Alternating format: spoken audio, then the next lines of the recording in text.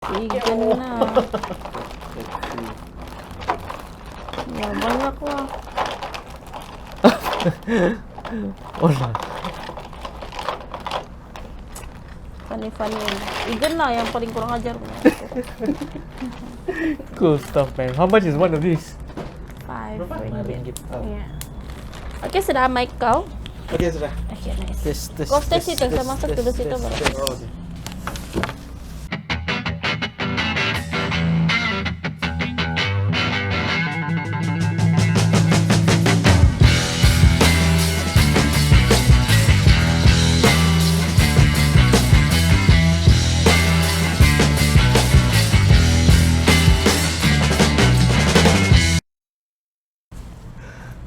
I've been watching also, catching up a bit of your sip. Actually, the last time where I stopped that was I was watching Flanagan interview. Oh. Then Flanagan. Lama so. just now I turned back on kan, and then you interview this guy bah. Who on the singer kan? Yeah. The only reason why I stumbled upon I know this guy is because one of his song kan got turned into an anime song bah. Oh, yeah. By this VTuber. So the first time He is good. He's good. I like his stuff. yeah, like Dia bila interview kan yang okay, not my generation. he's young bah kan, he's like very young Yeah. or something like that. Like Young college Gen Z. student. Yeah. But that's diorang punya vibe lah, and he's in the hip hop scene, so the flexing. The flexing. Birthday to you. Bodoh kau ni. Happy birthday to Ate. Astagfirullahaladzim. Aku sakit kepala siap. One more time. Not only him, because like surprisingly, you know, algorithms kan. Through Through him, I found another local group. Isobatos. Yeah. Which when I turn on one of it. I've never heard anything like that before from a local level, and I straight away like, whoa, subscribe. Yeah. Isobatos is Are they new as well or new, they? local, and most of them KL based. Students. Students ke dia orang? Kerja. Most of them students lah. Suara that filming punya academy tu. So what is good with them because Sabahans kan mungkin tidak duit, tidak tempat mau practice. The dancers they have to go to public areas macam basketball court. So if you go there, there's no mirror. Kan dance studio you have like huge ass mirrors kan. Yes. So you can vibe sama kau punya kawan-kawan kan. But this they have to feel. Kau mesti you kinda have, you need that relationship with your other mates bah. So bila diorang bilang kan they can turn anywhere and they would know where their friends are. Holy So orang KL pun cakap dia ni orang gila ni semua macam. So they develop a sense lah because they don't have that. They don't have that mirror.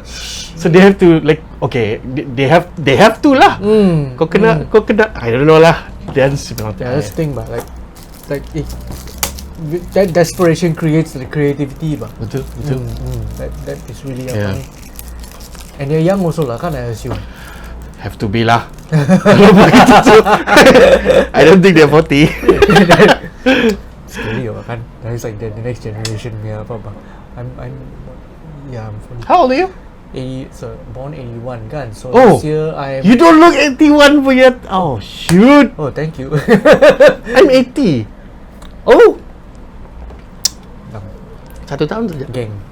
Rolling kah? Rolling. Astaga. Nampak muda kan? Kan? Just bingung. What's up? You're watching Sip Show. It's me, Egan, Amat. Halo. Kau Mike bahkan Mat? Ya. Alright. And we have Johan Lee. Johan Julian Lee. Sorry. Johan. Alright. Hello. Hi. Thanks for saying yes to this. Oh yeah. Very. Fine. Dia last minute kan? Tidak Okay lah. Boleh plan script lah kalau. We're not scripted, and we just flow lah. I've known I've known you, I guess. I mean, we met mutually in events, in webcam. Webcam, I think, connected a lot of people thanks to Dinoza and the gang. I saw him and then giving some kind of a TED talk that time, and it was those kind of talks yang talk sajalah, biasalah ni. But little did I know, like throughout the years kan, what talk you gave yang saya rasa macam biasa-biasa kan, it really stuck in my head kau. Oh. Like discipline, time management, stuff like that. Yang during all these yang martial art punya discipline lah, yang I had an image of you every time this kind of advice like pops up in my head. That setting, that webcam setting, the couch, apa semua kan yang Wow. Julian is like in my head now. Yang okay, that's strong. Damn. Oh, I'm staying rent free up here. betul. I guess webcam was a very good initiative for KK folks lah, kan? Okay, let's go to you. Siapa kau ni? Can we have like a background check? I mean, take as long as you want. Well, hi, I'm Johan Julian Lee. I'm actually born 1981.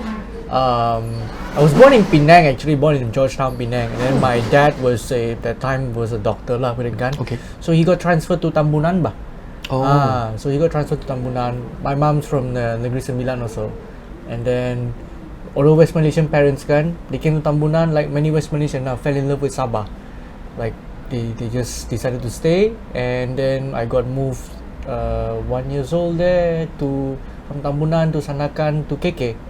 And I grew up most of my life memang here in Sabah lah. And yeah lah, like I guess you stay in Tambunan like all your life? Well, no lah, because Tambunan was only like 1 year old. I don't have memories of my Tambunan and my Sandakan years, to tell the truth. But KK adalah, I still remember being in Fosang and things like that. Growing up there lah. Then yeah, through there, like I literally just grew up most of my years here in KK. Was doing graphic design, studied graphic design. A mutual friend Flanagan from SIA also. Yeah, so I plan. So from Flanagan, SIA doing graphic design. And to tell the truth, that wasn't exactly what I really wanted to do. Uncle Patrick, kami punya neighbor. Apa dia buat malam-malam? Dia punya pintu rosak. Oh. Shutter rosak. Oh man. Oh, kalau ada bising-bising lagi, it's the Merdeka celebration punya practice. So we have a lot of people dancing, like beratus juga orang di luar tu kan? Tidak Sampai kah? Ya, Macam the whole parking lot How banyak. many dulu? 200. I'm not sure, but it's almost like filling up the parking lot. Damn. Like that's a lot of dances. Macam kurang-kurang sudah. Anyway. So yeah, I was studying graphic design in SIA. But believe it or not, it was not exactly what I wanted. I was one of those kids where growing up in my teen years, I really did not know what I want to be. I knew I enjoyed reading Doraemon comic books, Right. and I wanted to be a comic artist lah. But typical, Asian family you won't make money being an artist, that kind of thing. Dilemma, And then and their idea of art and my idea of art was different. My idea of art was like comic art bah. So they sent me instead to like art academy school yang like those realistic drawing or that kind of thing kan. Totally different stuff lah. Where did you go?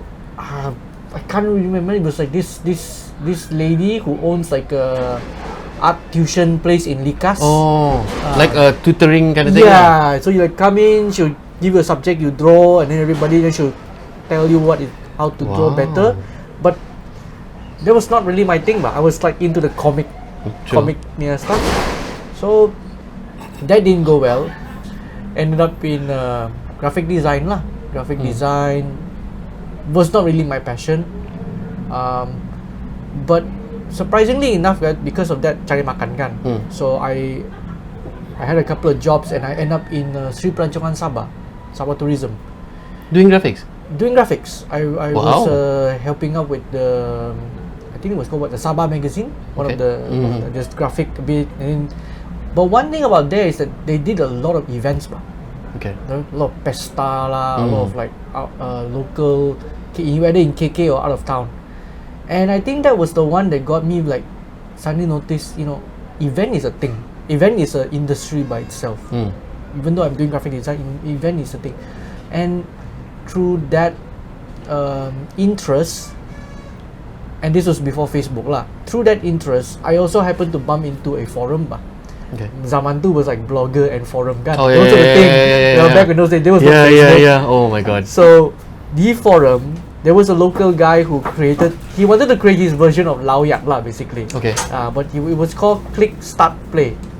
Alright. Okay. So Click Start Play had this forum that had like few pages. Some were like business stuff, and some were like hobbies bah. So I was in the hobby section, and I met lah like, oh rupanya di Sabah ada juga cosplayer, di Sabah ada pula gamers and different like fashion, Lolita fashion or whatever kind of thing kan. So and through my exposure to Sabah tourism events, I asked these guys like in the forum, hey guys, how about we come out and we start the event together? Like I think each of our unique elements kan is something that even most people in KK and Sabah don't know about. Okay. So let's come together, start an event. Such as? I mean, That was really the birth of HobbyCon. oh. Yeah, that strange, like let's just Okay. bring whatever you like, whatever I like, and then we find a mall that is willing to take us in, and then we just put there, set some tables, and then that's an event. That's just an event. So this was like the first HobbyCon. Yeah, 2007. Wow. 2007. That's how it started. So it was like through that one event, right, where I invited guys to come over and then everybody showed something gun. Suddenly it clicked. Like art was something that I loved, I didn't get to do, but suddenly, right, this was something that clicked and said, hey, I think I like this. I think I enjoy organizing this. Okay. And then from there lah, it rolled on to become like more events, more HobbyCon, more cosplay events, and more gaming events. Yeah, that's just a gist of it lah. What I do now lah, events. So okay, let's go into HobbyCon dulu. So the first HobbyCon, how big was it? Oh, it was very small. It was in Asia City, just right here. I think it was only about baru 12 booth and only about 100 or 200 people that came to the event. Because it was only people in the forum that knew about it. Okay. And the forum that time, the size was only about 50 Sabahans in that forum lah.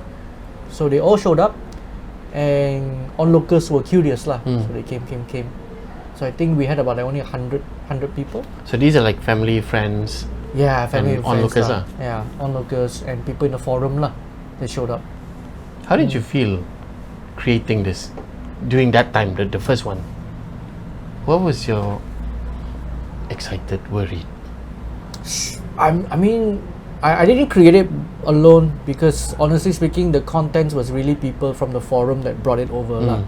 But You had no control lah. I had no I mean, control, but I had like I set it up lah. Like I get the venue, I try to get the tables and chairs, the money to get certain amenities going on.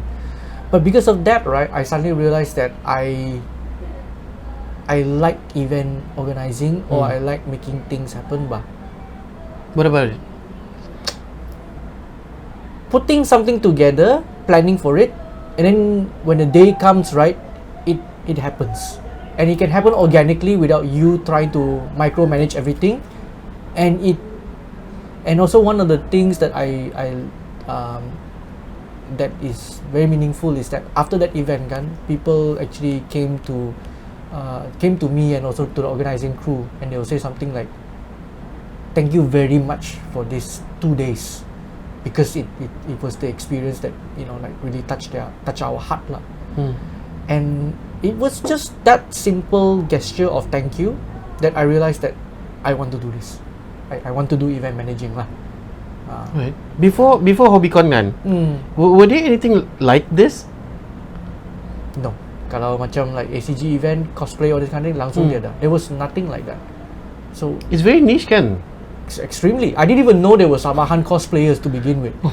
No, never heard of it. Like, and it's actually through that forum we know that there is actually Sabahan cosplayers. They were actually local comic artists. Like artists, we know there's a lot of Sabahan artists, but like local Sabahan comic artists, they can draw very well. Not like the art kind of thing, like manga, but like Japanese style. So like, baru we noticed like 2 or 3 of them. They're like, hey, you guys should come out. Not just stick in the forum. You guys should come out into the event and put your work out there. And then, yeah lah, through these like few people, some gamers. That time there was a game called Pump It Up. I think it's an arcade game where you dance. Oh, okay. So Dance Revolution. yeah, that sort of thing lah. Right. And then like it's my first encounter to it, so I thought like, hey, we should take this, we should bring this out to the locals, to public, for people to see. And that's where I suggested lah, let's come out and do an event. Berapa tahun sudah tu? 207 17 now? years ago. About. Yo, so now how what Frankenstein is it becoming? Oh, now it's it's definitely more cosplay, more gaming, and more booth related lah. But the numbers have generally grown much bigger. Like back in the days, I told you 100 people only. Kan? The highest we had was 12K of con goers, and vendors, con goers, people in and out, begitulah. Ya, banyak. So it and after post-COVID, because the HobbyCon was like a once a year event thing, but post-COVID, right? Wow, it was, I think, with a almost vengeance every month there was at least one. This year also, at least this year, every mall, sometimes NGOs, sometimes companies, they say, oh, we want an event. So like, yeah. Like almost even the month of September, for me, the month of September was every weekend I have an event to host or to coordinate. Congratulations. Thank you. I want to ask about cosplaying, Cosplay. cosplay. Is it a thing? I mean, cosplaying. Anyway, I know people dress up as their favorite characters, but how deep, what are the messages that cosplayers try to express? I mean, do you know a thing about this? Wow, this is very interesting. It's a very good question though. Like any hobby, it depends how deep you go into it lah.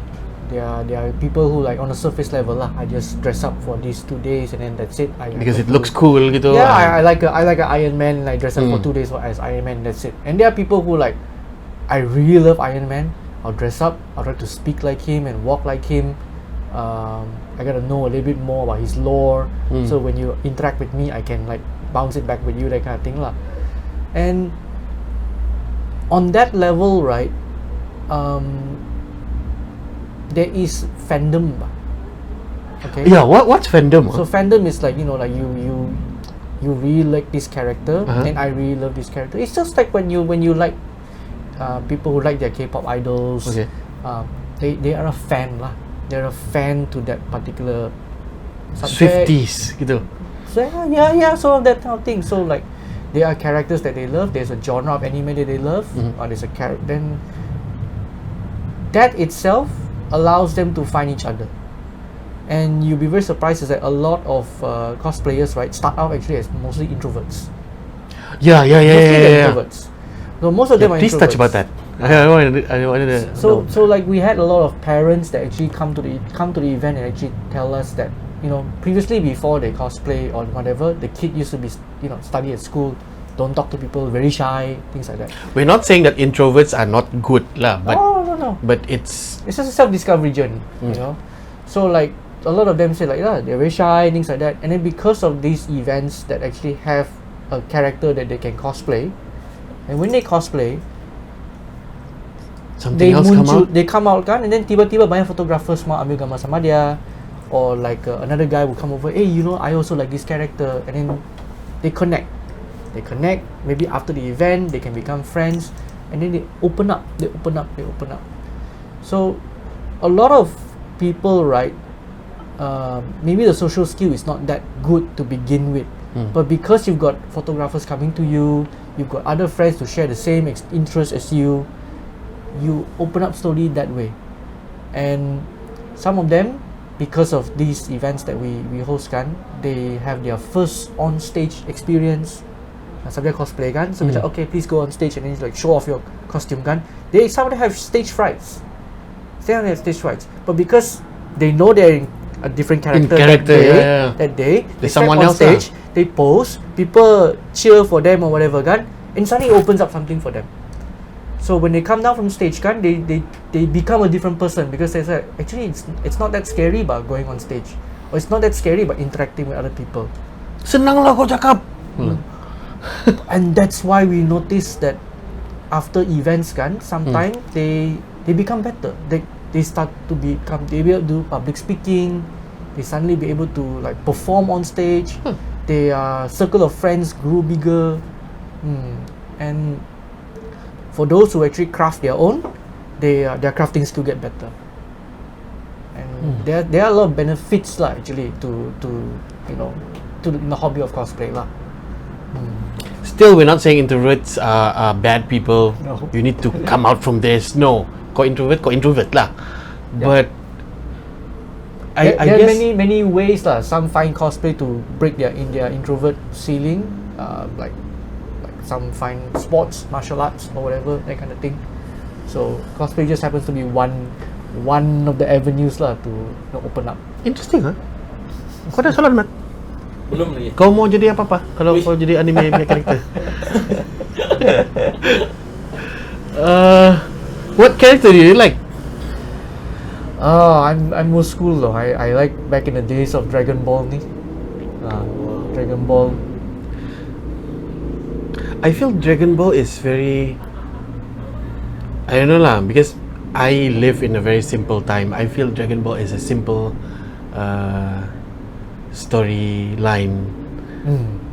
Nowadays it's like ada season lah, ada this type lah, and that type lah, and then it's very like ada yang gore, ada yang dark, and I feel like if you don't start with Dragon Ball kan, that basic punya idea of anime, cosplay, whatever, then you go jump into this yang apa entah.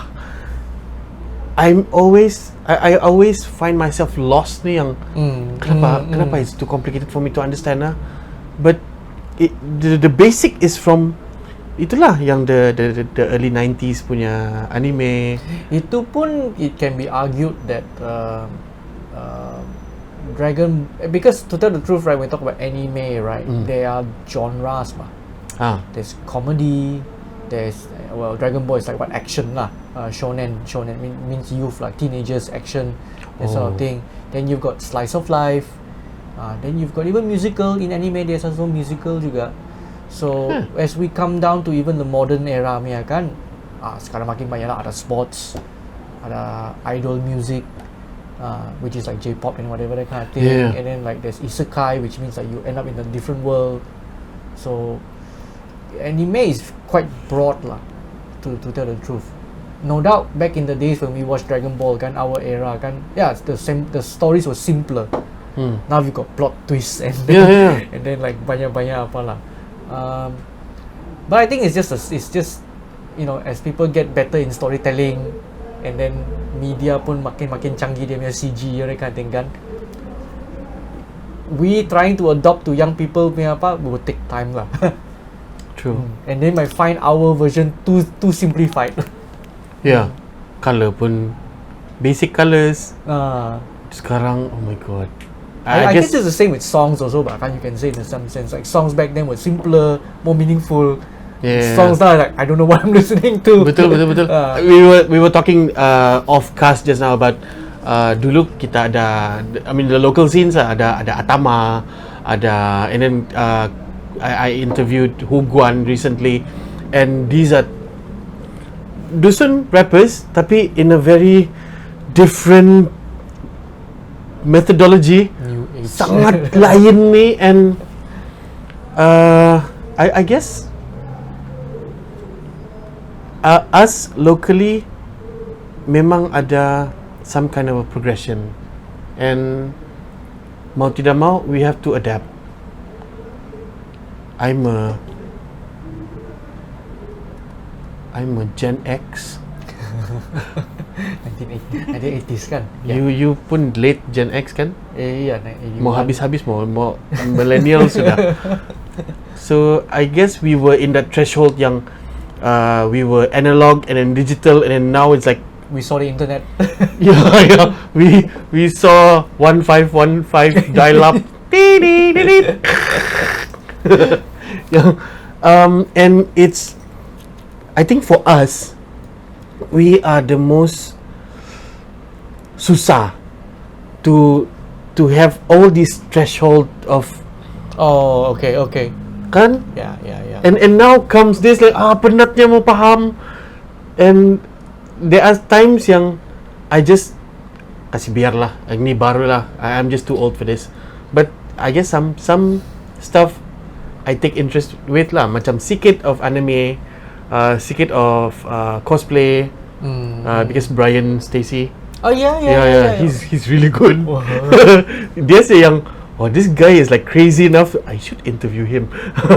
And dia yang made me like, okay, orang Sabah masih banyak lagi yang gila macam ni, because some are like they do but they're not wacky enough bah. But this guy is like, and he's doing cosplay, he's doing barista-ing, Yeah, he's doing frisbee. gila lah dia. So yeah, Sabahan sa wacky people lah juga. And I think also one thing is that as there are more options now, bah. There are more options now than compared to our days, but we were like entertainment, cinema satu saja, Oh, yeah. you know, shopping mall center point saja satu, you know, that kind of thing. Now you got more options. but still people go here, Center Point. yeah, well, Masih favorite tu. well, to tell the truth, because I've been working with some of them events with them, kan, I think they got a very young team. They've got a new young management team, and they are willing to try new stuff. So the Center Point now, right? Because I've been there a couple of times for events, right? The Center Point now is not like the Center Point back in our days where we say like, you know, for foreigners and illegal immigrants, that kind of thing, right? I don't think so. It's very different now. But of course, you still got your imago, which is like very atas, that kind of thing, right? Yeah. Yeah. But it I mean, Imago, if you have that feeling yang it's kind of like KL sikit, Kinda but like but still we're here. But when you go to Center Point kan, yang I mean KK, yeah, memang local habis. Yeah. yang ada benda-benda yang ada hype macam Burger King, Body Shop, yang those brands kan, and then tiba-tiba sebelah yang kedai kasut akau. Yeah. We still like community ni. It's 33 years anniversary, you know. Yeah. Shoot. We just did an event for them last weekend lah, also cosplay related lah, to celebrate for them kan 33 years anniversary, which I realised like, wow, betul-betul like back in what, land reclamation days. Betul? Dia betul-betul naik kan. We're That older than the mall. Warisan Plaza bus stop, that was center thing, tempat orang bertikam. yeah. Oh my god. But this show is really revealing how old we are already. Kan? Okay. Cut sekejap lah. Alright. Fokus okay? Okay. Sound okay? Sound okay. Wait, melalut sudah ni pasal KK. While we're in the topic, what do you love and hate about KK? Can pick one first. Wow. What do I love? I still love that. Okay lah. The same thing I love is the same thing I kind of hate also lah. Is that sometimes we are too slumber. Ah, You know, you can chill with people here. Generally speaking, they're quite okay. But sometimes also, if you want to get things done fast, right, or urgent, right, they're still very chill. That can be, that's both a blessing and a curse, lah. You know, about KK lah. That was quick. But yeah, betul loh. I mean, I find myself procrastinating a lot juga. And I find myself also being very, very productive at the same time. Yeah, you see, there's that irony, bah. Like, if you relax, you can really fall asleep, relax. Yeah. But if you want to move fast, you put like, okay, I hope everybody move faster too, so that I can get my job done fast. I love the fact that when webcam happened, me and my collective, the art scene, I guess with the people with the gaming, the coding, most of these things are new in KK, and can I say we were like The early pioneers lah. Pioneers of this contemporary lifestyle? Yeah. Because before that, ada yang modern, ada yang they went into some sort of contemporary living juga, but we happen to find the formula to how to navigate sikit lah. Yeah, like you see, like I said, 2007 was that first event kan, and in that sense, it was Sabah's first. Okay, Sabah's first hobby ACG event. That was also around the same time where webcam happened. There was also around the time where we were all doing blogging, and Flanagan photography also around that time. Louis Pang dia orang muncul. Betul. 2009 was when I got into Muay Thai. Alright, and when I navigated that time, I pun notice, Sabah betul-betul tiada, you know. That range of era lah, like 07 to 2012 lah, I would say lah, that first 5 years kan, everything you see people do, you do in KK kan, it's kind of new lah. Is it because of the internet? Macam time tu is like tiba-tiba ada Facebook and everyone this is new. I'm sticking to Friendster, then Friendster died. MySpace died. I think a lot of things were experimental. It was still under experimental stages, and certain scenes lah, for example the martial arts scene, martial arts scene, I felt that a lot of people back then, they didn't take it as seriously, in a sense where yes, we have karate and boxing, those were old school, old timers but when you come in with Muay Thai, and back then Alan brought in a BJJ, that kind of thing, right? People would play around and but would treat it more like a hobby. Yeah. So it just depends on who wants to take it commercial bah. And if you do it, you got first mover advantage lah. Betul lah. It was the first time yang I see people can say that martial arts is a form of you getting your body to be healthy. Yeah. Kalau sebelum tu kan, it's like aerobics, bicycle lah, jogging lah, and all these things. Itu sehat. When you talk about martial arts kan, it's like tournaments, Olympics, self-defense, crime. It's all related to that side. Now it's like bergabung kan yang, you can look like this if you do this. Terus yang, I want to do that and look like that. Betul. It also didn't cross my mind too, because back when I was doing it, I did it just because, okay lah, I like Dragon Ball, blah blah blah. I got a martial art Muay Thai, I was like, I want to be a tough guy. But as I was doing it, and then my friends were doing it kan, I saw them losing weight bah. And my coach went off to America. But I was still into it. And then I managed to find a couple of guys to have a place to train lah. So a lot of my overweight friends or whatever friends that came and trained with us, they were not interested in the fighting aspect. Neither were they interested in the self-defense. So they just like, okay lah, we just want to sweat bah. Makin dia buat, makin dia sweat, makin dia kurus. And then also at that moment, I suddenly had an epiphany kan, like I found so much joy watching them grow and lose weight bah. And I knew also back then lah, straight away lah, it's like I want to do this. Like, I want to like back then belum coach lagi lah. But I think I want to pursue this to have my own gym, and I want to help people lose weight or open up their mind. But because there was a few of them, right, when they first joined, betul-betul low self-esteem, and when they talk to me, they wouldn't even look at me in the eye. They will have their friend, he said that, Julian, my friend wants to join Muay Thai. Yeah, I looked at him and said, you want to join Muay Thai? Like that ba? Serious, huh? Dia malu, tapi dia mau join. So, that's very hard to do, man. but the thing is, after dia join our class kan, few times already, okay, he start to have friends with the other people in class lah. Okay, dia ada confidence sudah sikit. Dia pandai cakap sudah sikit. He joined his first sparring. He went to join tournament. He pernah win gold medal lagi. He represented Sabah punya youth. So you see, I saw that the boy who didn't look at me in the eye to join boxing, Muay Thai boxing, became a Sabah rep bah. And then his confidence was better already lah. So this same process of seeing someone like that to here kan, is the same thing I see in cosplay also bah.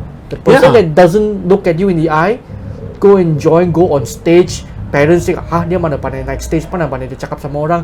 And then now it's like on Instagram taking selfies and photos and The confidence lah. The confidence. So whether it's cosplay, whether it's martial art, right? For me lah, there is a journey that every youth goes through that is transforming bah.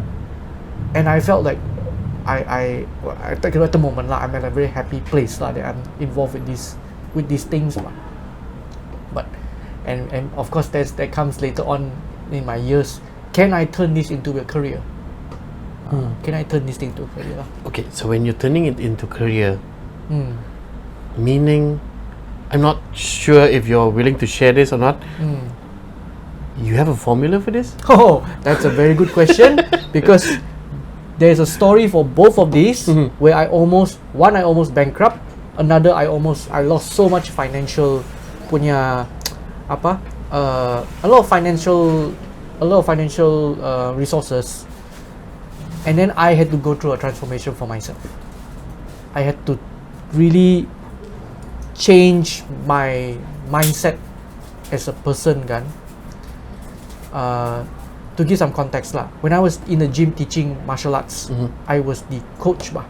Okay, and I thought like by being the coach, I need to be the best in Sabah. Whether fighting, and I know that I can't fight better than most people lah, but I thought like, okay lah, if I can't fight everyone, at least I have to be coaching gold medalists for Sabah, that kind of thing. Wait, why can't you fight like most people? I'm smaller size, not as strong, and But you have like your own weight category? Yes, I have, but I've also tested Sabah punya apa kan. I also know where I stand lah. I'm not that good lah.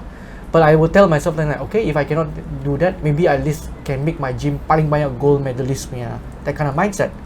So the mindset back then was that I need to be the coach inside the gym to train champions. But what I did not realize kan, because you were asking like, this is a career, right? So that was the career konon lah, to be the coach to teach lots of champions. But then came to a part where I needed to have a business mindset. Okay. And that means stop being the one coaching them. Don't be in the business, be on the business. Wait, what? Okay.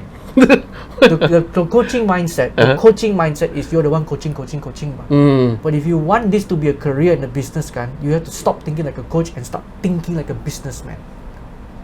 Okay. Oh, serious. Okay. So there was that even I myself could not come to terms with that at first. Yeah. Because I thought like, what? Are you telling me that I have to stop coaching and then just jaga the finances or market the gym and Jadi manager. It's different bah. It's not what I signed up for. But it slowly opened up my eyes is that yes, if you want this to be a career, if you want this to be a business, stop being the worker and start acting like a manager and start acting like a business person. So what does that mean? Train other people to teach your students. Train the few people to teach your students. And that breakthrough lah. Also from there, changed the way how I run my events also. Because back then when I run HobbyCon kan, 2009 was literally me and my wife tau. Me and my wife, 2-person, to design for the event, website on the event, trophy, everything. We pack everything, tables and chairs I would carry, put the PA system. We are the MC, we are the judge, we are also the stage manager and the floor manager. 2-person. No doubt after the event you feel proud lah. Wow, 2-person handle the whole event. We are Superman, all that kind of thing. But takkan you want to do 10 years like that kan? Betul juga. So this same Pingsan thing lah made us realize, no lah, start thinking it like a business. Think like a business. Stop being inside there doing it. Find volunteers, find other teams, find other teammates that can do the technical stuff. You don't have to be the one doing it. You can just focus on cari sponsor, telling the malls why they should get you as an event organizer. So that I had to go through my own transformation mentally. And then now I actually don't teach in the gym. The gym now is literally run by my 3 coaches, and I just go back check lah once in a while, check. The events also now I have a team of guys kan that they literally run the ground more. I just make sure I check lah or get the money lah from apa. So okay, dulu kau di sini with I can say grassroots on ground level with your clients lah kan. Yeah. Either your events or coaching lah. Now you're here. How do you keep that relationship? You have to go down, and I felt that there's also one thing is that a lot of people forget where they are from. So for I mean, me, kadang kau boss sudah gitu. yeah, and I think that's dangerous. I still have to go around to see my coaches to ask them. I still come down to check on the members, and I still coach PT lah, private training. So I don't want to lose that totally. Whereas for my events, we run town halls. So like, and that's very important also, you know, because like when you run an event back in 2007, right, and now it's what 2023. Yeah. Your friends, right, probably stop coming to that event already. People coming to the event now, all the Some young died, ones, dude. yeah, the ones that come to the event are young ones, but they don't remember your 2007 year struggle. So the town hall is important. I ran a town hall, then people came and I had to tell them, you know, we started back in 2007. We didn't start out as a 100% commercial company. We started because I also like this thing just like you. I'm not an old uncle that saw an opportunity and then put money to do events and take you guys pay money. No, I was just like you. I'm a hobbyist. I like this, and we are doing this for 17 years lah. And even though you guys are new kan, I want you to know that I still care about you guys lah. Yeah. So the town hall is very important. The town hall is very important. If you run a gym, it's very important you still go back to see your coaches. Gitu. Never forget your roots bah. True. Amat, Yes. everything okay? Okay. Okay, we go to the dark side. I'm sure you met people yang banyak tampirang, banyak bull crap. Drama memang banyak lah. But what kind of, how you say, what's the toxicity of the things yang happening in Sabah yang can affect what you're doing? Wow, this is a lot. I've met a lot of nasty people. Jangan semua lah, sikit-sikit. But there are some similarities to some things lah. Okay, about a few of these people lah. One of them is that, and I don't know whether it's a very Sabahan trait or not, but there's a lot of Sabahans kan,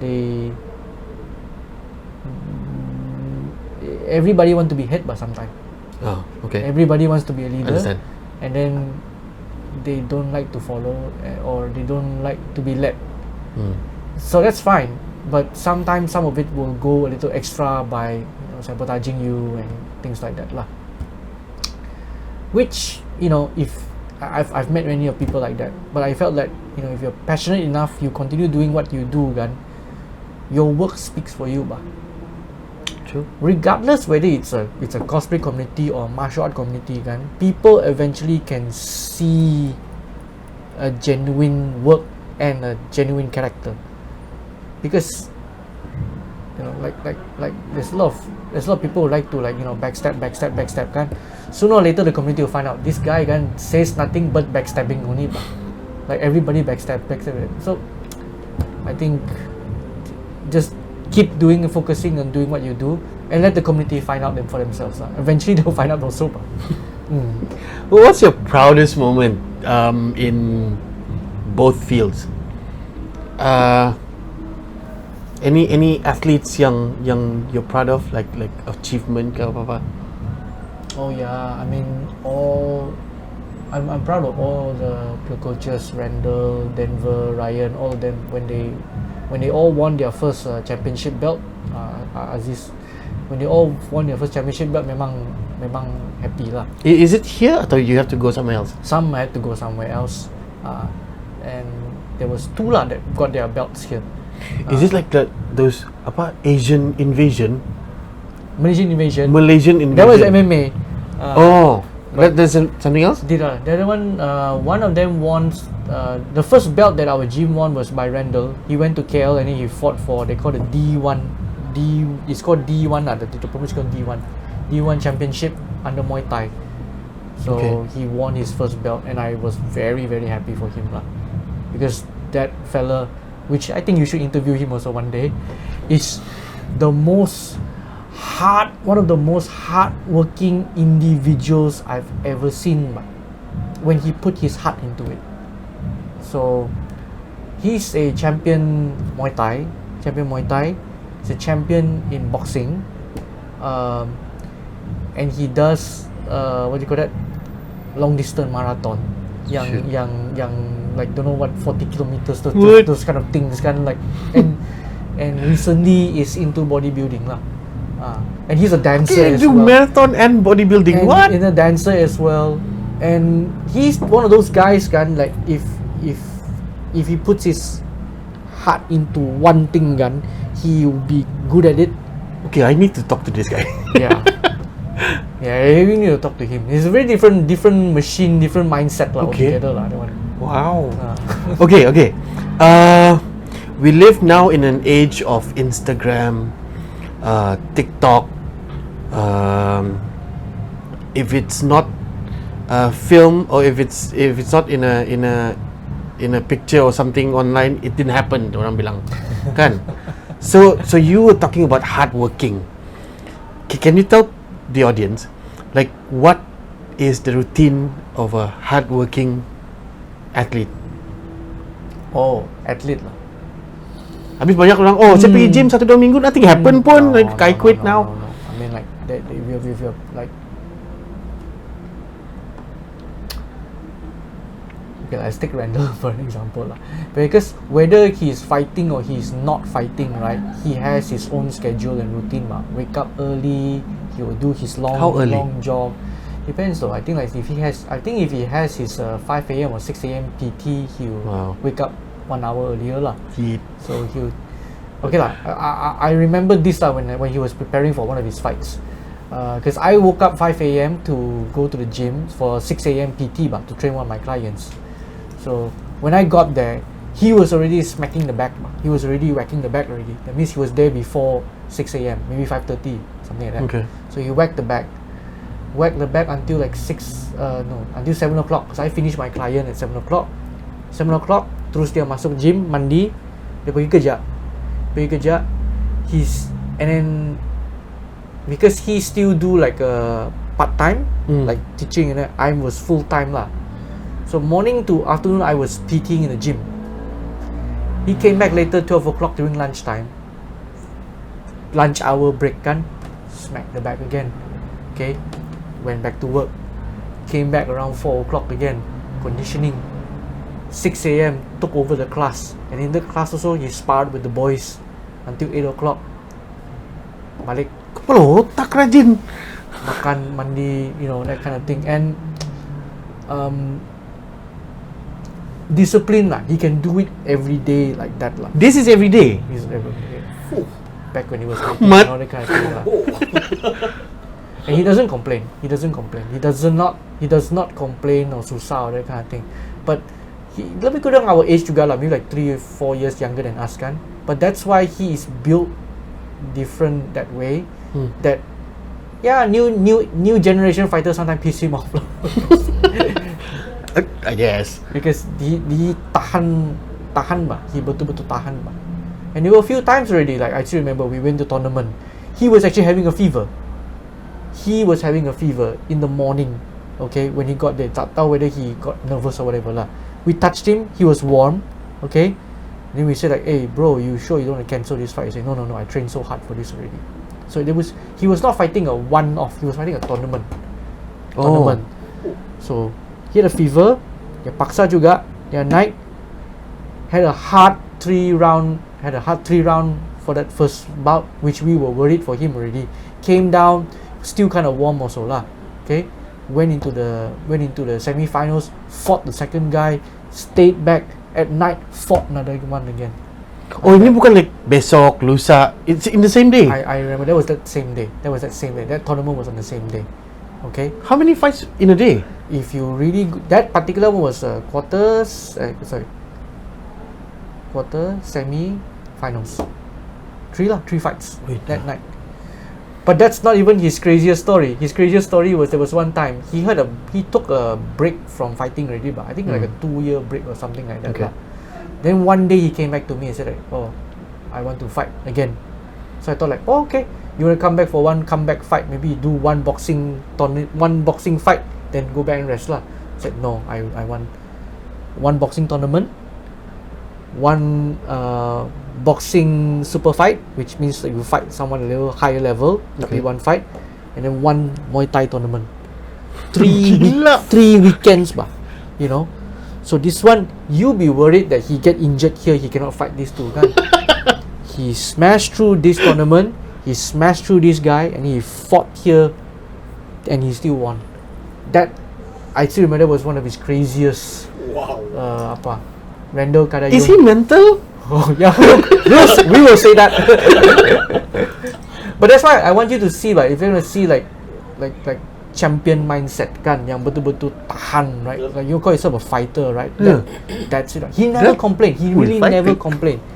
So like if you hang around with people like that all the time, or you see these work ethics of these champions and fighters kan, macam mana pun, right? You have to back up also bah. So the people around him memang resonate to that lah. Oh, that first generation of fighters that train under him, these 3 guys that are still in my gym right now, they are that champion punya apa lah. And even though I'm the gym owner kan, I look at them train like that kan, I also have to like we can you have to back up man. You know, so like there's that lah. That's the thing about mindset lah. It's very important. Cuba kau hard sell sikit kau punya gym. macam saya macam Kinabalu Fighters, check us on Facebook. Okay, we have Muay Thai, we have boxing, kickboxing also. No doubt we are memang entry level, but if you want to get into amateur or professional fights kan, we have these coaches that have gone through that kind of trials lah, and you can if you're willing to train hard, you can get a lot of experience from them lah. So yeah. 1 bulan berapa? 120. Okay. Tapi all access, which means if you pay 120 ringgit for that month kan, whether it's boxing, Muay Thai or kickboxing kan, you can join all the classes as long as your body tahan lah.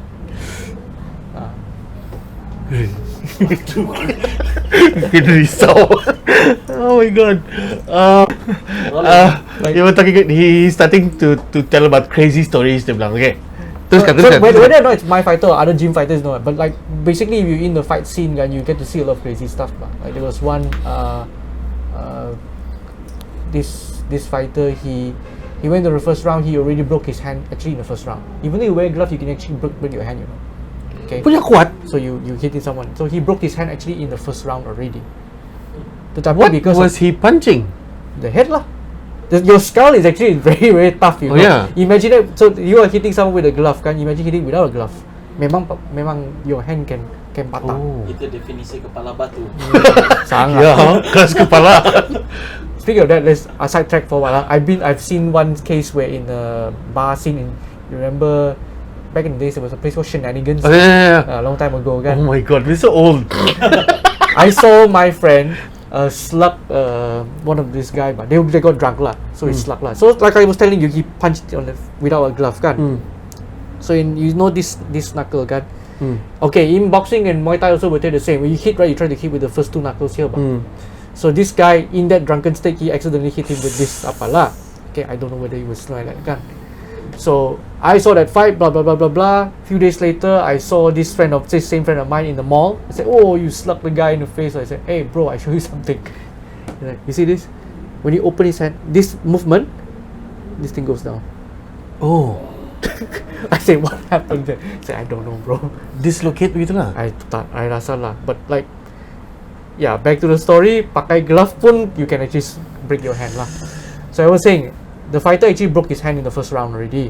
Okay, but adrenaline, you know, adrenaline gun, finished the 3-round fights lah. 1 round is 3 minutes bah. So 3 round is 3, 9 with 1 minute break in between lah. And he still won the fight lah. But like you will hear, you will see stories like that, and some of them are very inspiring lah. Like what the sacrifice they go through lah. The sacrifice they go through, not just in terms of training, you know. A lot of people forget that fighters are also human. So when you train gun, you sometimes miss out on family occasions, and that can cause a lot of family problems. Like instead of hanging out with your family, you pergi training in the gym. Instead of taking after your kid, you are there training for a fight, that sort of thing. Your in-laws might not understand it, your friends might not understand it, and even sometimes your kid might not understand what on earth is daddy or mommy doing when they should be here for me, but they are training, and then they go and fight, you know, sort of thing. So some of these stories we hear, we pun tahu that when this fighter goes to fight gun, at the back of his mind gun, he's got a very angry wife, he's got very angry kids, you know. And he might be fighting with also a rage or injury while having all these things behind his head. And so when we see them win, right, sometime, like you know, like you see TVs like athletes cry when they get up. You say, "Oi, punya lah drama," that kind of thing. No, you don't know what athletes go through, because you might think that they cry because of their hard training. It's not just the hard training; it's the family, it's the friends. There's a fighter named called Hisham who fought in 1FC. The day where he was supposed to fight that professional fight in 1FC, his father passed away. Fuck. That same day, and then he still won that fight. So like when we knew in Sabah, we knew because in Sabah we were rooting for him, but when he won that fight, right, and then he cried, his coach cried and carried him up, right, we behind the screen pun like, we feel you, bah. So like people who know the fight game feel it lah. People who don't know sometimes like, alah, ni drama saja. I'm one of those people yang don't know. Yeah, but that's why we felt like sometimes it's good to, I think more documentaries, more coverage, or more behind the scenes, or getting to know the fighter really helps, because there's just so many stories to tell. But weight cutting is also something that people don't know, things like that, and then like injuries. So yeah, the fight scene is actually quite a lot of epic stories to tell juga lah. You get to know. Now you mentioned this kind, the fight is like, that's just surface. It's just surface. Like everything else, like that is the motivation towards the fight. The hard part, because like you fight only for 10 minutes, but you train for maybe 3 months. This is what can be 100 days. You train 100 days just to fight for 10 minutes, and in that 100 days, many things can happen to you. Many challenges lah can happen to you. So, and I think that there's a lot of stories in that sense. Like when you build a business, it's also the same. But when you build a business, you might take years to plan your business plan, get your stock, find your supplier and everything, right? But when you operate your business, they say, 9 to 5 saja, but what's so difficult about that? You don't know what's the back end, man. You don't know the story, what's going on. You don't know a lot of things lah. if I go back to, let's say, cosplay, if I cosplay there also, you don't know like how many sleepless nights they go through making their tailor or crafting their thing. They don't sleep the night before. They make up half dead before, and then they go on stage just for 3 minutes and then come down, and then sometimes they come down and cry, because when they cry, you know, behind the scene there's so many of these little stories people don't tell. Their parents don't like them cosplaying or things like that. Even the fighters, you think the family love them fighting, the family hates it. The family don't like to see their loved one get punched. It's a lot. Moral story is a lot of things you see on surface. Behind there's a lot of other back end stories. I'm very sure even performers, artists, and songwriters have the same thing, but This applies to a lot of things. A lot of things. There's a lot of sacrifice. Betul lah. But you know the word sacrifice, kan? I think it's in Latin, kan? The word sacrifice means to make something holy, Okay. to make something sacred. And I think you understand lah, kan? Like when okay, you okay. sacrifice your effort, whether it's fighting, whether it's music, art, cosplay, whatever, when you sacrifice, you are making it holy. It's sacred lah. And it's true, but that sort of experiences is something people cannot take away from you. Berapa minit? 7. Baru berapa? Tidak sampai 1 jam kan? Punya banyak benda saya belajar sekarang. Shit. Okay. Kau, saya takut mau take 5 macam banyak benda masuk ni. Part 2. I think so. Right. Because I'm covering too many subjects also, but so I'm jumping. This is good. I don't want to compare you to the other interviews, but I'm having like a very good time right now. Like, Okay, thank you. saya punya sel-sel berhubung di dalam otak saya. I never see this connection between business, your family life, your physical aspect of, I mean, kau punya badan lah. And this ties in everything so nicely ni. There is a circle that, okay, there's 2 circles lah I would like to put. One is, have you heard of Ikigai? Pernah, but I forgot. Yeah. What you are good at doing, what you are paid to do, what the world needs. What others want lah, I think like that. But it has to overlap bah. When they overlap properly, kan, then the center is fulfillment. Because back when I was doing HobbyCon, Kejap lah. Now making, Salman selalu kena hantu. Confirm. Men, hantu lah sini, woi. Kalau kau hantu jangan lupa subscribe. Bodoh. Ikigai. Yeah, Ikigai. I lost my thought a bit. But okay. Yeah, something about like what you do. No, what you're good at. What you're good at. What you get paid to do. What the world needs. Needs to overlap. It needs to overlap. Then the center is fulfillment, and basically the Ikigai concept is like your purpose lah. Because let's say some things don't overlap, right? For example, like you're good at it, but you're not enjoying it. Doesn't feel right. You're good at it, you enjoy it, You get paid for it. but you're not getting paid for it. Oh. Then you're still not fully fulfilled, right? Sure. It has to overlap. So these things have to overlap. So that's that one part that I remember seeing it the first time when I saw Ikigai, like the diagram, right, was like it made me be aware, and it made me be more intentional of how I want my career to be. Okay, because I think that's also one thing is that sometimes we jump into a career. We jump into a career and then we do kan. We enjoy the art side of it. We enjoy the technical side of it, right? And then we forgot we're supposed to feel happy about it because we're so deep into it. And feeling happy about it requires you to get paid lah. Requires you to get paid. Requires when the world needs it, means it needs someone to appreciate what we do. And we need to intentionally look for that. So just give a context of what some of the things that was going through my mind. When I got my coaching certificate already, I got my coaching certificate to teach Muay Thai already kan. I also made it intentional that I quit my 8 to 5 job. Back then was graphic design lah. Because I knew I would be very happy if I can get a career that allows me to, in some sense, wake up anytime in the morning I want and sleep anytime I like and manage my own business hour when I can.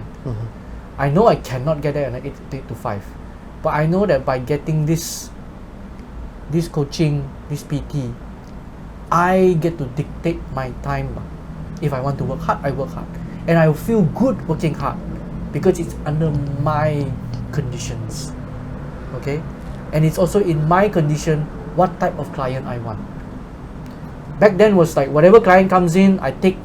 Then they're being Karen or whatever that kind of thing, and you put like, oh, but he's paying me, I need to layan dia, that kind of thing. But you come out of the session 1 hour later, can you feel so, I'm so irritated the whole day. But I realize is that when you're willing to say no, not just to people but also to yourself, no, why am I taking a client like that? I don't want a client like this. I want a client that pays me without making much such a fuss about it, and is actually willing to learn stuff that I want to teach. And I know lah, like people say like, beggars don't get to be choosers. That's true, but you also must intentionally look for it. There might be some that you have to take in first to just to makan dulu lah, but you must also intentionally look for that perfect client, so to speak. And when you get one gun, treat them nice. They will also tell their friends, and then you work your way like that. But it might sound oversimplified, but I'm telling you also right now is that you have to intentionally do this for a period of time, and eventually you will get your circle of clients that, okay, these are the circle of clients that all pay me. I'm very happy to work with them in our time frame, whatever kind of thing. Have you found that circle? Yeah, I have. And I think that if I was not intentional, I would not have found that. In Sabah? Yeah. Wow. There is a saying, I think it's James Road. I'm not sure, but basically the saying is like, you are the average of the 5 person you hang out with. You have to be intentional to find that. You have to intentionally find that. And I think that one thing about a lot of us also is that we are very, whether it's Sabahan or whatever kind, we settle down too easily. Because if let's say like, I want that 5 person that I always hang out with is good quality kan, and then when I first heard this, I said like, alah, tapi kawan ni is very toxic. And then this one susah pula, this one is a family member. Then these two is like they don't have ambition. Believe it or not, the hardest thing is drop them. And that's easier said than done, but because there's so many emotional baggage, you drop them, then you intentionally find 5 person that will bring you up to the next level. And true enough, these 3 who got dropped by you kan, they will say stuff like, oh, lupa kawan sudahlah, or begitu kah family member, you don't remember your own family member kan. But if you intentionally want to grow and get to the higher level kan, I'm very sorry, but I need to come here. It's the same thing with our athletes. You want to be a champion kan, I told you kan, I look at Randall, I look at the few champions that train so hard kan, I'm malu if I don't train hard. So I need to have these champions training hard. I need to be among them, and then they will bring me up also bah. And true enough lah, when you're hanging out with them, right, your buddy friends yang mau suka minum, or like your maybe sometimes even your family, hard to say kan, when I say like, where are you going, I need to take myself to the next level. So it's all easier said than done. It's very hard, but if you really want to see growth, right, that's again another sacrifice. You need to make it holy. you didn't make it holy lah. Wow. Uy na.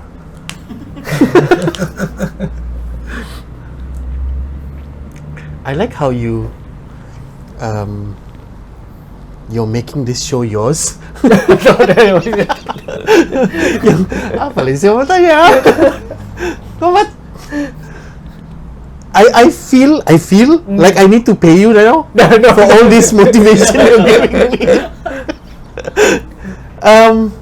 I'm sure this will benefit a lot of people. Okay, now you know what I saw like what 10 years ago in that webcam talk. That Johan is still in my head, and I think I have a new version of him in my head right now. Kita boleh wrap up kan ni? Macam saya terpuas ni, but I think we need to end eventually. I know that I know you like to talk about family kan? Yeah. Should we go there? I can if you want to. Yeah. Okay, let's dive sikit into it. Okay. What do you like to know about family? Kalau begitu kita cut dulu. Okay, cut. Okay. What you talked about? You like to you shared someone that you like to talk about family. You're married? Kids? 3 kids. 3 Ah. kids. You don't share them on social media? Well, I mean, I take photos with them lah. I won't say I intentionally share them. Hard to say what, because social media now, you know, we got predators. I know. kan? Yeah. Very I mean, I respect that, but very hard. you're doing it quite well. Oh, I don't. Itu yang saya segan bertanya, like mungkin belum rezeki lagi. I was prepared for that answer, but 3, yeah? Okay. And you're doing all this? well, to be fair, my wife is definitely the one that is The stronger one the lah. stronger one in the family lah. Stronger one in the family lah. Gila lah. Okay, tell me about that. How do you struggle with work, with family, with which is a story for itself also, because like I knew back in 2012 when I first started my first gym. Okay, and that was also the year where we did. Is that in Lintas? Yeah, Lintas. Okay. It's still there. It was just me and my wife lah. So the events were going fine, the gym was going fine, and then the time, you know, just got married kan, like, you know, honeymoon year, life was perfect and that kind of. But like I'm very sure anybody who's been a dad kan, you know that when your first one come kan, you're not ready. confirm lah? There's just no way to plan yourself to be ready, even emotionally bah. And I would say being a dad is definitely a big learning journey lah. Whether it reveals a lot of ugly side about myself also, about how impatient I am, things like that. And you have to realize also that your wife is also changing bah. Her hormones are changing. I've heard of but never understood what postnatal depression is. And then when my wife and I were fighting, we didn't understand what we were fighting until many years later when we look back. Like we're like, oh, rupanya rupanya you were having postnatal depression and I was not able to catch the hint. And I think that's something that spouses should do also lah. Like, let's look back. Why did we argue about this? Let's look back. How would we have dealt with this better? And I think that's something that it's an interesting learning process when you look back together with your spouse. My wife and I also were very lucky that we have a mentor. These two are coaches. Shout out to Coach Johan and Hannah. They are both coaches that taught my wife and me how to be coach, and they are a great couple. So there's a lot of stuff we want to learn from them. One of the hardest time where my wife and I nearly mau berpisah sudah kan, they came in to become like the counselors. When you had that yang almost mau berpisah, berapa tahun into the marriage was this? Because me and my wife have this theory thing. Or the 7-year itch ka, you guys, everyone said. Ours is 5 Oh, 5 years. In 5 years you find like lots I of think the shit. one that was COVID. Was during Oh, COVID. okay, okay. 2020 COVID. That was the one that was very susah lah. So many things were happening. You know, like people my wife was losing her business, and then we lost a family member that affected her a lot. To COVID? Yeah. Shit. Okay. So, you know, and actually at that same time, right before COVID, right, I think it was like 2 weeks, my third one was born. So you imagine lah, like Paru gave birth and then through lockdown COVID, then she lost her business, then we lost a loved one, and then money was a problem, and it was a struggle, and so memang, you know, all hell broke loose lah. And we were very lucky lah. These two coaches of ours, you know, we asked them to talk to us and moderate for us lah. It pulled out a lot of stuff lah, like apparently like, okay, what kind of character I have, what kind of character she has, and then at the end of the day it really comes down, do you guys want to work it out? And I think that really came down to be the final question, whether we want to work it out or not. So we were very lucky that we do lah. And from that bad experience that we almost nearly apakan, we learned that, you know, when there comes a time we need to communicate, you need to communicate betul-betul openly and honestly.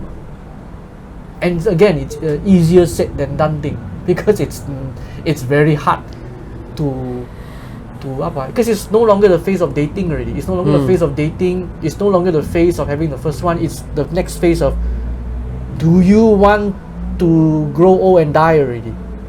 Because it will come to a point where, you know, like modern days, wife got career, husband got career, they can choose not to have you, but this is the part lah where you have to be very totally honest lah. And it will come out like, okay, so if you really want to be in this marriage, if you really truly treasure this marriage, what are the sacrifices to make it holy that you're willing to do? Will you spend less time at work? Will you spend less time doing this and things like that? And the irony is that when this thing was happening, right, that was when I was having that like I said, I'm not in the business but on the business. Because I also realized that when you're on the business, now I got the time to spend with my family. True. Because before that, one of the things that we always argue was money. Okay, and back in my days, to make money is to spend more time in the gym. I need to PT more people, I need to spend more time in the gym, all that kind of thing. Teach, and then go back home at night, and then my kids are sleeping or whatever, that kind of thing. But until my daughter, you know what she calls me? My son will call me daddy and everything lah. I was so rarely at home, and my daughter calls me bye-bye. It's not daddy, bye-bye. Because that's what you are. You are always going out of the house, you're always bye-bye. And that hit me hard. Fuck, dude. That made me realize something, that you are not daddy, you are bye-bye. You know? Talking about it also make me kind of feel a bit apart. You are bye-bye. It means you don't spend enough time at home. And if you're not spending enough time at home with your kids, what more with your wife lah? You know? Dia yang lagi kena jaga kids and that kind of thing.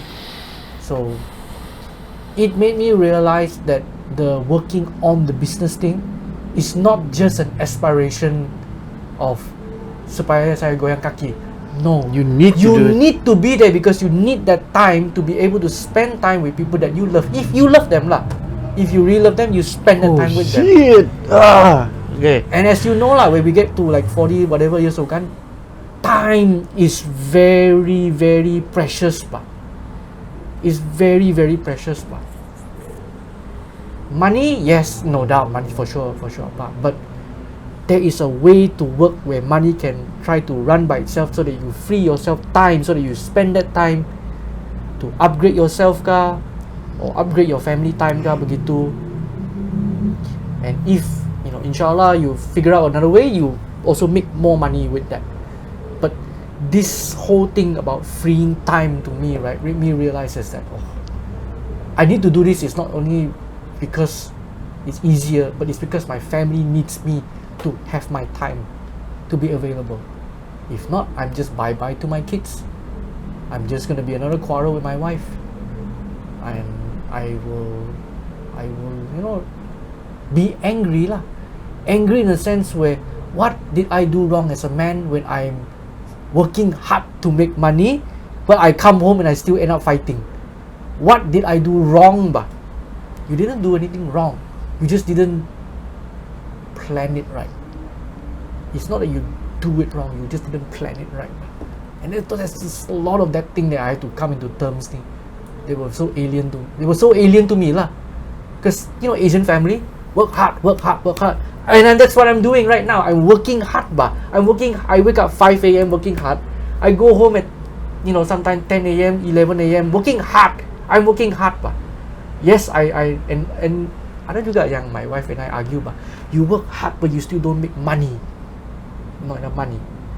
Yeah, because you're not planning it correctly. But there's a way to work hard and have money. But.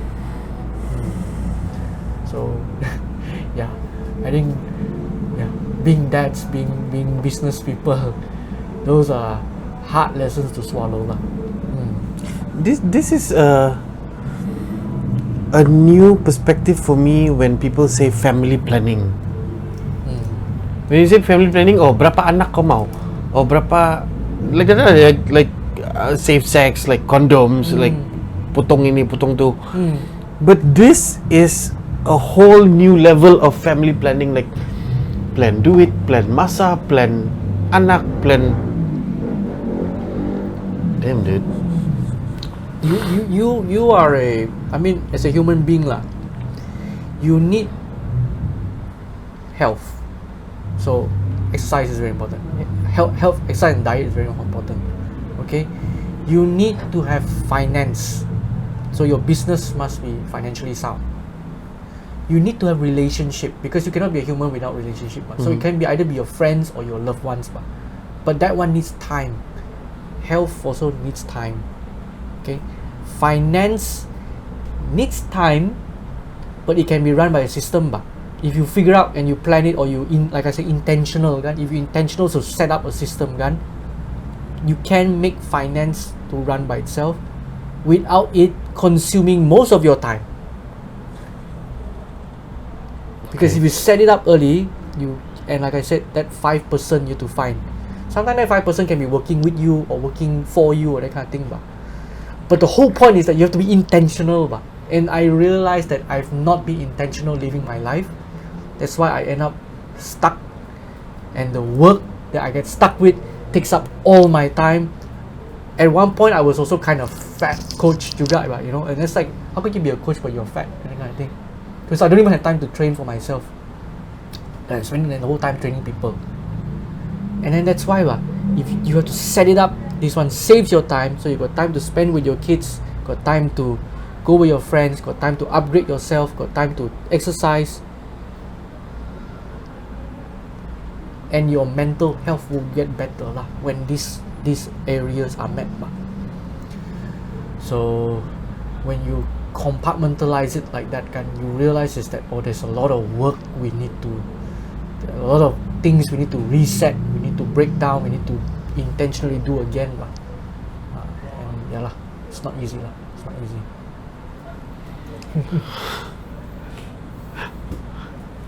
Okay, we need part 2, man. Gila lah. You leave me with so much more questions now, but we need part 2. Let us digest this first. Yes, digest it first. Because the next question that I might want to ask soon is like the hows and the when, in the method of all these because it's interconnected, and it's one big thing that you need to do. Betul. Yes, and there is a way to do it, and I found it's gonna blow my mind now. I'm gonna introduce you a book to read. Okay, what's this book? That is the book that also made me realize the how. The first how lah. There's many. It's called the E-Myth Revisited. E-myth. E stands for the entrepreneur lah. Okay. The E-myth Revisited. So that was the first book that during my betul-betul messed up time when I saw that book, I heard the audiobook of it, and I realized that's what I need to do. Okay. E-myth Revisited. E-myth Revisited. Okay, let me go find that. Audiobook, that helps. Saya malas baca. Same. And it's faster if you read it. You Yeah. can hear it again also. Okay, let's end this now. And I'll certainly come back to you. Ooh, I need this more than I thought I needed this. Johan, thank you. Thank you. I think I'm babbling already. No, you're not. This makes a lot of sense. Mat, kenapa mau cakap? Tiada. Saya macam mau terima kasih, sangat-sangat terima kasih. Because I think we've been interviewing people, and we love to interview people, but we don't see the interviews as something, all the potentials of it, these interviews, ba. Okay. We love to do it. Now what? Begitu ba? Now you're putting perspectives like you said, like how can this be one of the things that will overlap and give us fulfillment? How this thing can work for us in the future, so it can, as a system, Yeah. as a side income. so I can mungkin. spend Yes, more yes, time with the family, so Amat can spend time with Ate more. And yeah, I mean, thank you for this. Sangat-sangat terima kasih. Now penat lah otak kita dah berfikir. We can come back, yeah. Yes, definitely. Okay, we're gonna end this before saya start melalut lagi. Please, for the benefit of me and the team, please subscribe to the channel. That's gonna boost a lot of momentum, I guess. Interact with us so that we know how to gauge what we're doing. Betul kah, salah kah? Because I know we're not professionals in this, and we do a lot of mistakes, and we want to interact with people. Makin banyak interaction. I mean, you guys can come to this place. It's in Naman Seni, or you can comment apa-apa, email ka, Facebook, Instagram. It's all linked there. Anything kita kita communicate lah. So this has been a sip show, and yalah, see ya. Good night. Bye. Bye. Sakit kepala siap.